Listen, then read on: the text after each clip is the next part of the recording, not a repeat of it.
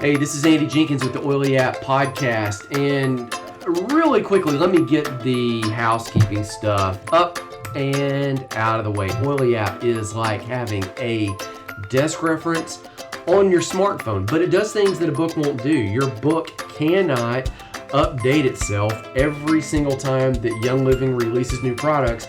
And newsflash, there's over 500 in the inventory. I think it actually might be up to 600. Yeah. And they put out 20, 30, sometimes 40 every single year at convention now. Even when it's a virtual convention, they release new stuff. And it seems like holidays, other times, they release new stuff. Now, I'm going to let you in on, this is the best part of it right here. Besides all the other stuff, stock notifications. So we have that thing synced up with Young Living's computer system. And it just communicates. They've given us access to that. We are a certified partner with Young Living, so all the information is correct. The other day, I got a stock notification. This is so, everybody knows what it is now. I can finally talk about it. But I got this notification. I looked at it because I have my stock notifications on, so I can make sure that the app's working correctly, right? Because sometimes it'll just, when Young Living lets something go haywire, they just release a bunch of stuff that was out of stock. All right, so I get this notification. I get a ding, look down, Polar Pals, now in stock. And I'm like, a Polar Pal? I'm thinking I'm used to it saying Thieves Foaming Hand Soap, now in stock. Or Lavender, now in stock. Idaho Blue Spruce, now in stock. But Polar Pal, what in the world do you think a Polar Pal is? I'm contemplating this. What's Polar Pal? And then I get a text message from Greg Larson. Greg used to be Young Living Foundation. Did an amazing job with that. He got to know him. I already knew him from some events, but got to know him really well climbing Kilimanjaro. He was on our team last year, so we spent a lot of time with him.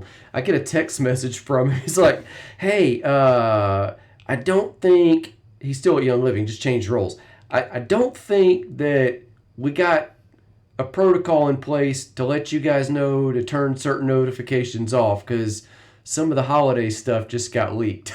So I'm messaging back and I was like, by chance is it a Polar Pal? And so he's like, yes, and I looked on and there was Polar Pal and a couple other things. So, certain diffusers are coming out. So some people got a treat. They had stock notifications on. I went on the Instagram store and I told them, I'm going to let people know, hey, you need to buy the app. Because sometimes you get insider information. And sure enough, I didn't tell people what was released. I'm like, if you saw it, you saw it. If you didn't see it, it's gone, right? But, notifications like that, when new stuff's coming out, when the holiday stuff's turned on, when any kind of sale comes out, when the stuff that you love is out. I mean, how many times did they run out of Thieves hand purifier this last year? Too many. I mean, it was like the hokey pokey. It's in, it's out. It's in, it's out. In, out, in. I mean, anyway, Oily App, go grab it. Smartphone app in your favorite app store for Android, for Apple, for all of them. Okay, we've been talking about fitness for the last couple weeks. This is going to be, I think, our final episode on fitness. I'm here. Johnny Williams is the other voice that you hear here at my house recording. Today, we want to talk about this other area of fitness that we probably don't even think about being a fitness area. But if we're going back to that definition that we talked about in the first episode of fitness, that was way back in episode 95, we talked about fitness being this measure of health in every area of your life. Physical, that's your body. Mind and emotions, that's your soul. We've talked a lot about that and how to manage that stuff. But the final area is spirit, and we have not talked about spiritual health. So, in this episode, it's not our intent to give you a Bible study. Some of that stuff may come through just because that's the background of where we both come from and where we are. But we're going to take it on and talk about this area of spiritual health. If it's true that A chain is only as strong as its weakest link. That's an analogy we use a lot with health. And I've used the analogy with your body. If you've got great ideas in your mind and in your heart, you've got this drive, but your body is frail and sick on the couch. Right. It doesn't matter what kind of call you've got on your life. You'll never be able to take it to the world. That body that's broken will limit you. We all need to be the best stewards of what we have. Some of us are stronger and weaker in different areas. Be the best steward of what we got. That's what we're responsible for. And carry that forward to the world. We all have a gift to share, multiple gifts. Well, it's true in this area of spiritual health too. If you're emotionally bankrupt, you're not going to be able to relate to people well. If you're spiritually bankrupt, same's going to fall flat. Any thoughts on all of that? Yeah, so FIT to me, an acronym that I've come up with is faith is training. So, faith is, you can't do anything without faith. You have to believe in something to start something.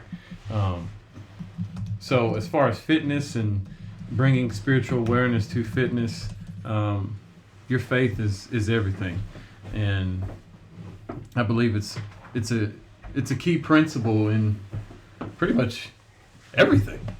Having some kind of belief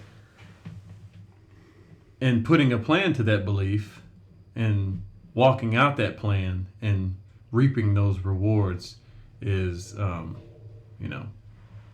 something I see as a way of approaching fitness.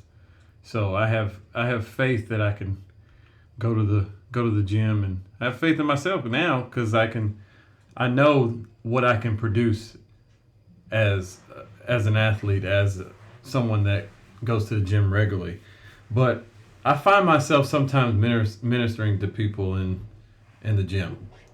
Sometimes I'll see somebody that's, maybe not where they want to be, and I'll go up to them and I'll just tell them, hey, you give me inspiration. And they'll say, I give you inspiration? And yes, you give me inspiration because it's a little bit easier for me to come in here and work out.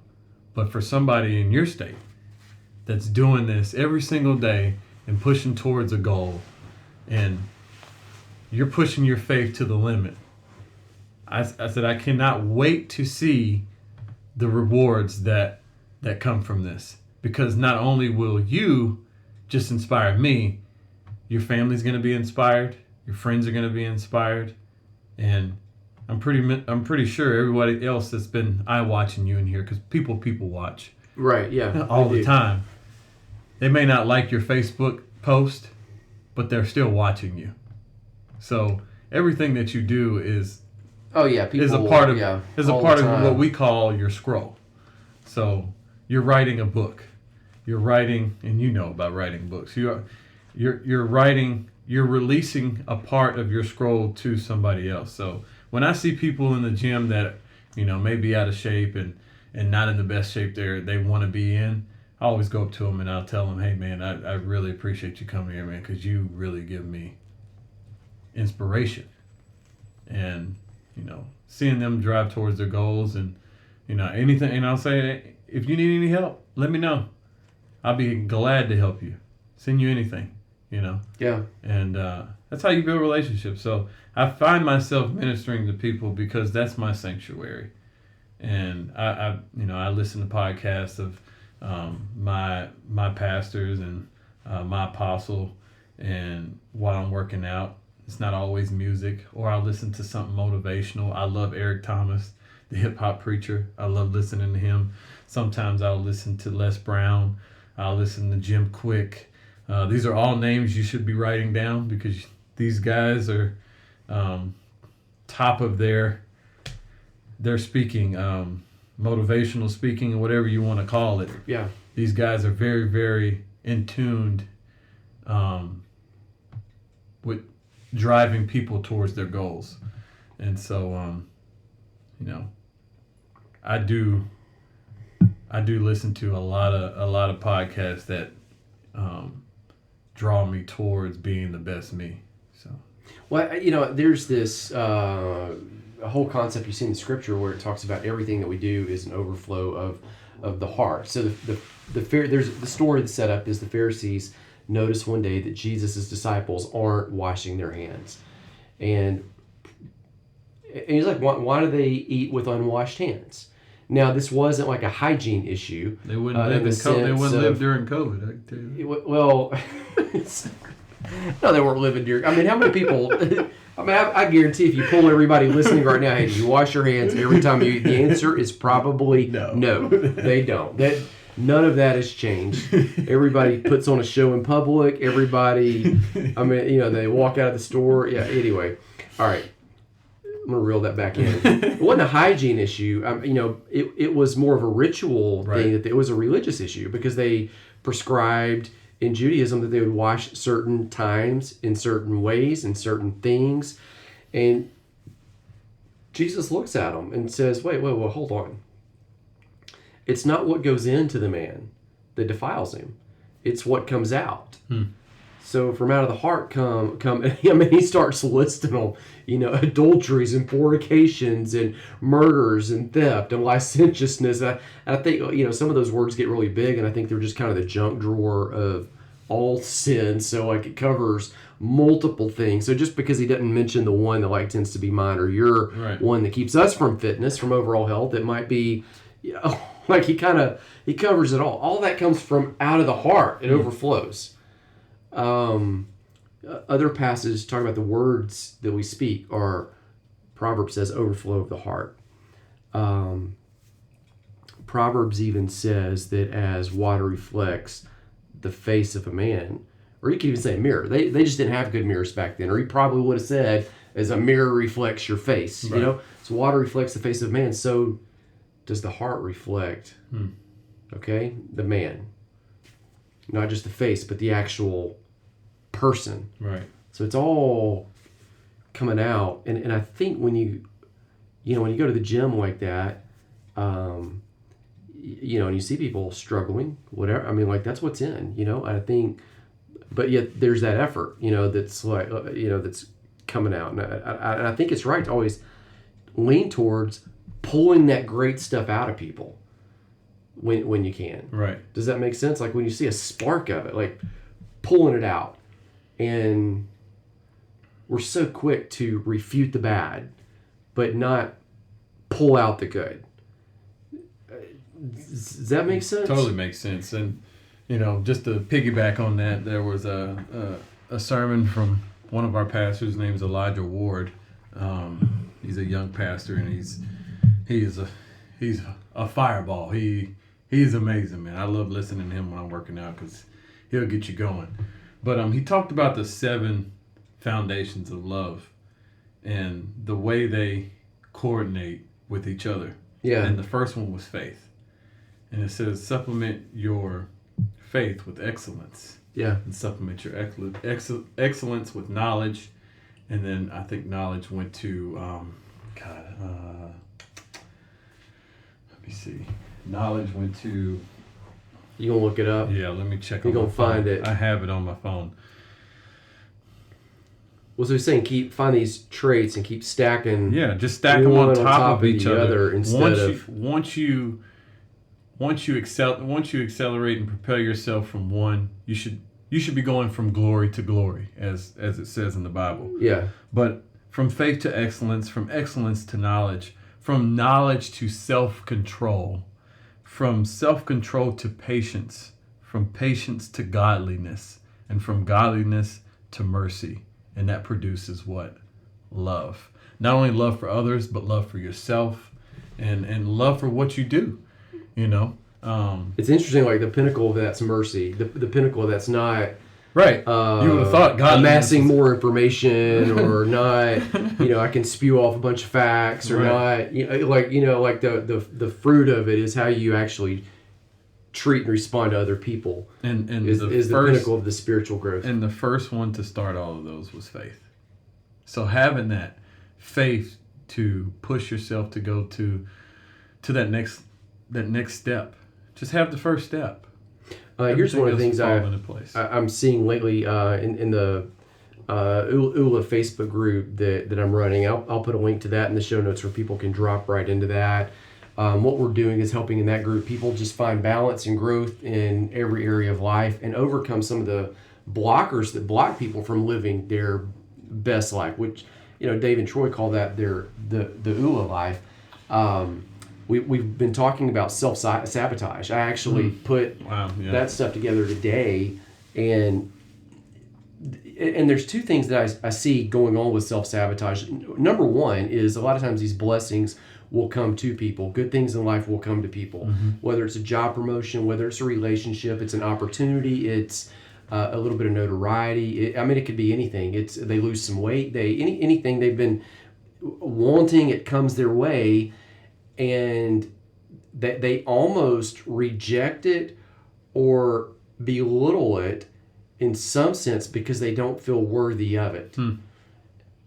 Another way I see that manifest is some people self-sabotage. I'll tell you why I think they do these.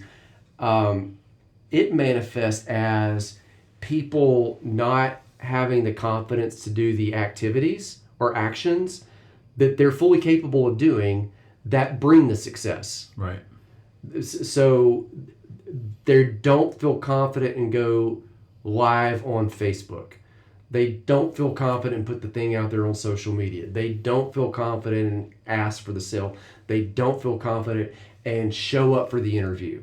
You see what I'm saying? Right. They don't feel confident and put their best foot forward. Like, they don't do the activities that are well within their scope of ability. And I think at the end of the day, these are all self-worth issues. These are all identity issues. These are, at the core, spiritual issues. Yeah. Corks to not letting you be the best you. And, I went through a lot in college mentally, spiritually, emotionally, whatever you want to call it.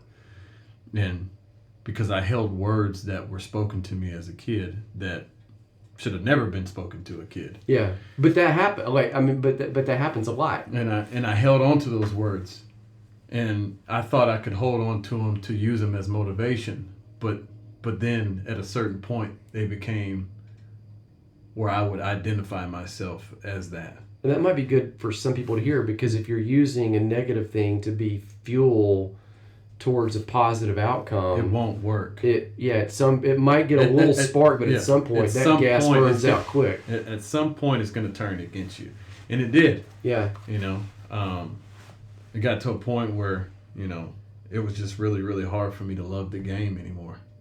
And I would hear that voice over and over. You're never going to be anything. You're going to be just like this person.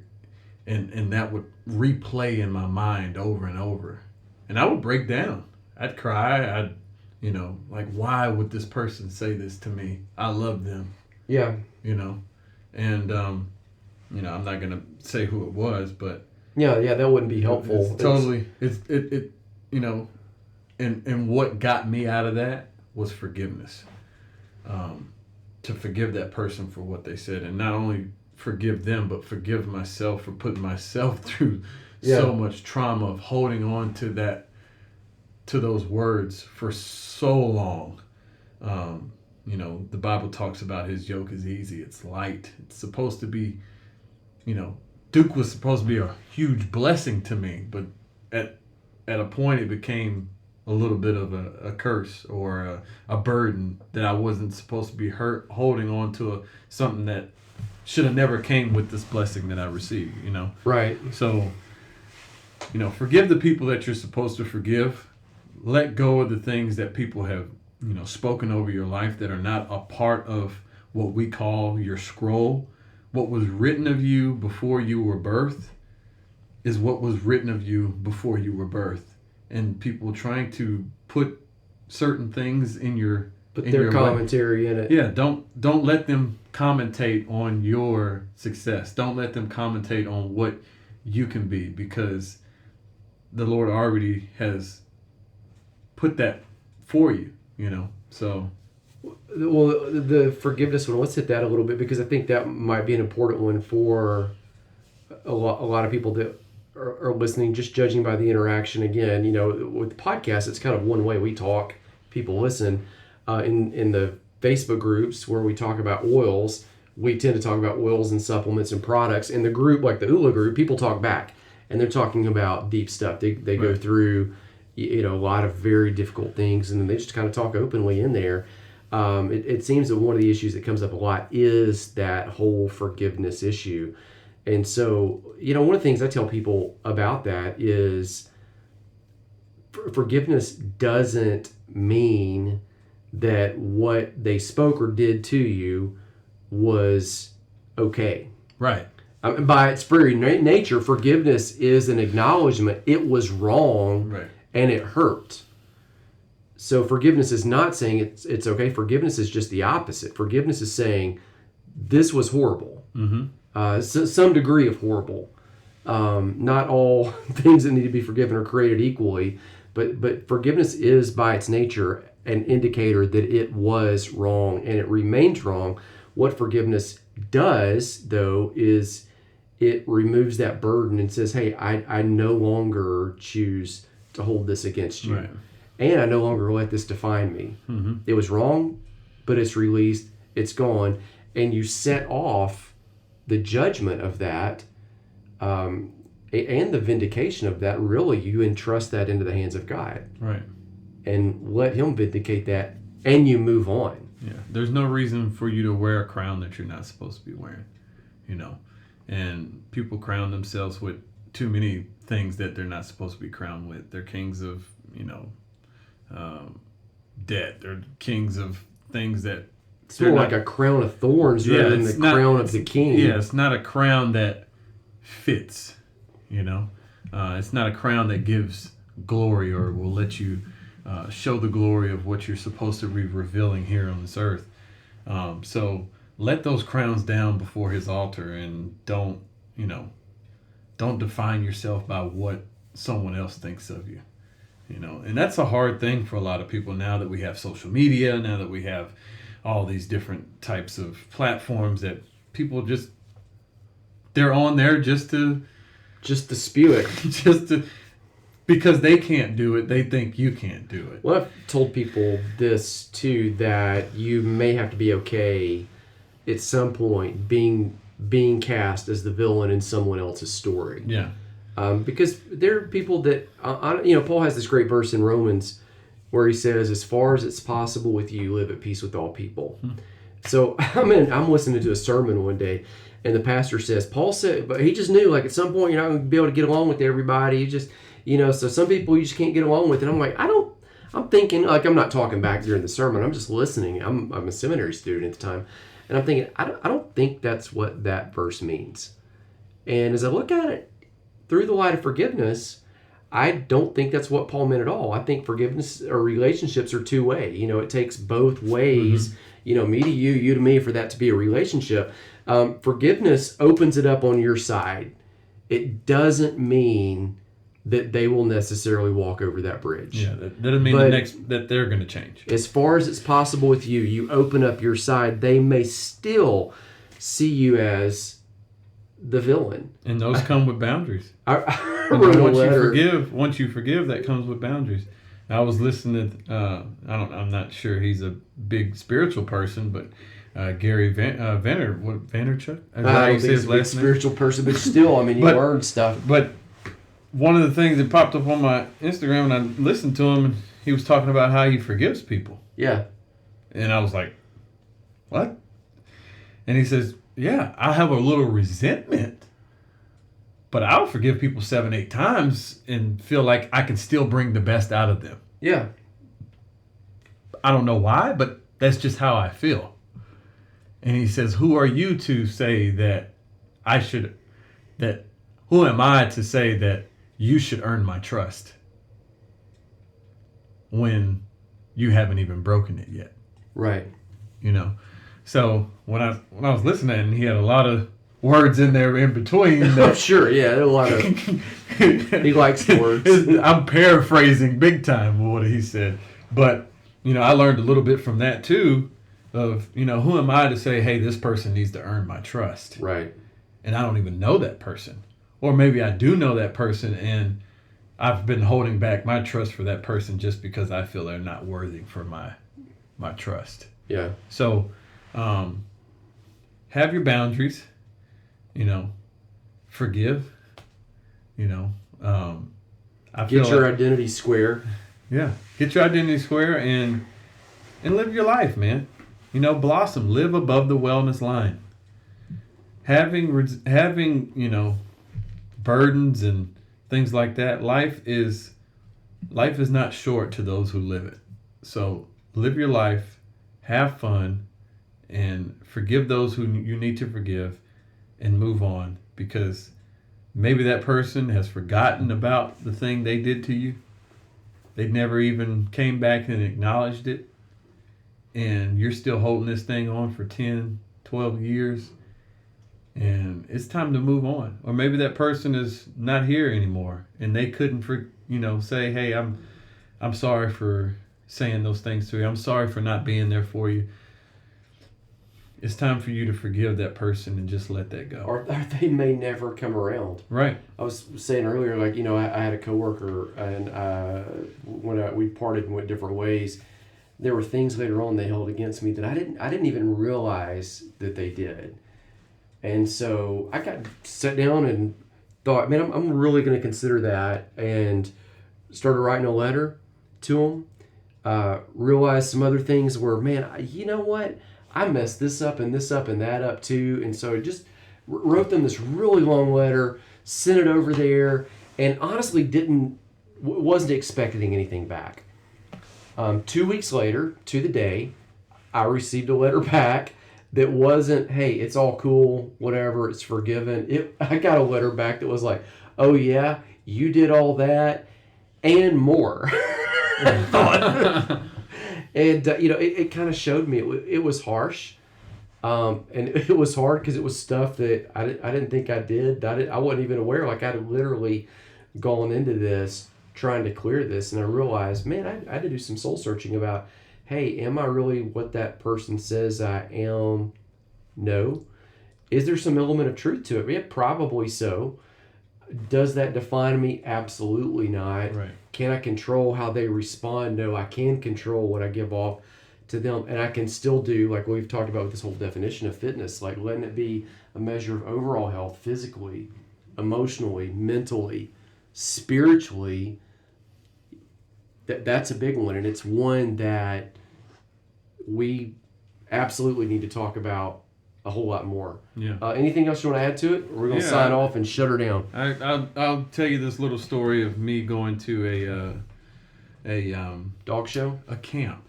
It was a Christian camp that I went to. Dog show would have been better. And I went to this camp not knowing what I was getting into. I was older than every one of the kids. Christian camp. Yeah, I was older than every one of the kids. I was supposed to just... How old were you? 20... Oh, you're an adult. Oh, yeah. Okay. 22, 23, around that time. It was like college. Maybe a little bit older than that. I'm not sure. It was years ago.